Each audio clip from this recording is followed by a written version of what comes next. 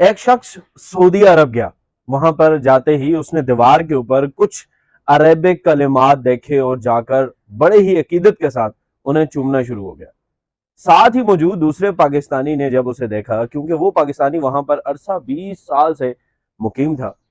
وہ عربی لغت کے معنی جانتا تھا، اس نے اس سے بڑے ہی احترام سے پوچھا، بھائی یہ تم کیا کر رہے ہو؟ تو اس نے جواب دیتے ہوئے کہا کہ عربی میں مقدس الفاظ لکھیں، میں انہیں چوم رہا ہوں۔ اس نے جب انہیں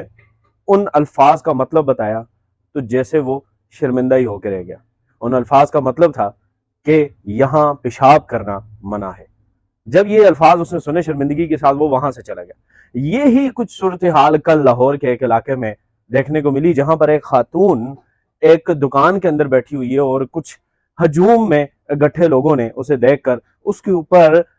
توہین مذہب کا الزام لگا دیا، اور انہوں نے کہا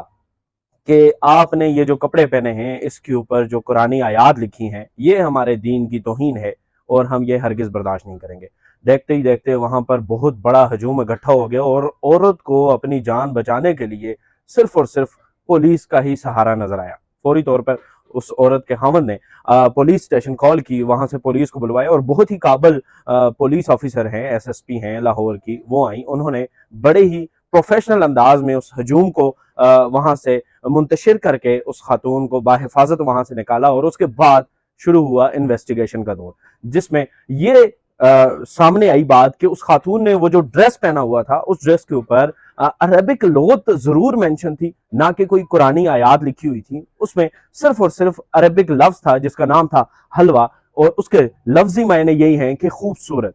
اور عربک میں جب یہ ڈریسز کے اوپر یہ چیزیں مینشن کی جاتی ہیں تو یہی اس کا مقصد ہوتا ہے کہ خوبصورت دکھنے والے الفاظ اور خوبصورت الفاظ ہی استعمال کیے جائیں، اور اس خاتون نے بھی اسی مقصد کے ساتھ کچھ عرصہ پہلے عرب کے اندر یہ ڈریس عام ہوا تھا، پر یہ کہ اس عورت تک یہ شاید ابھی پہنچا ہے،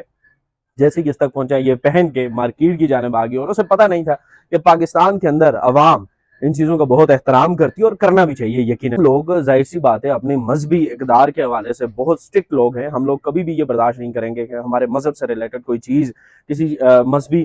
کسی اقدار کی کوئی توہین کی جائے، پر یہ کہ اس خاتون کی غلطی ہے بھی اور نہیں بھی ہے، اس وجہ سے کہ یہ اس طرح کا ڈریس پہن کے پاکستان کے اندر چلی گئی اور وہاں پر ان کو اس کا علم نہیں تھا کہ یہ لکھا کیا ہوا ہے، اور لوگوں نے یہی سمجھا کہ یہ قرآنی آیات ہیں۔ اس طرح کی چیزوں سے ہمیں بچنا چاہیے۔ اسی طرح کی مزید انفارمیٹو ویڈیوز کے ساتھ دوبارہ حاضر ہوں گے، تب تک کے لیے اجازت دیجیے، اللہ حافظ۔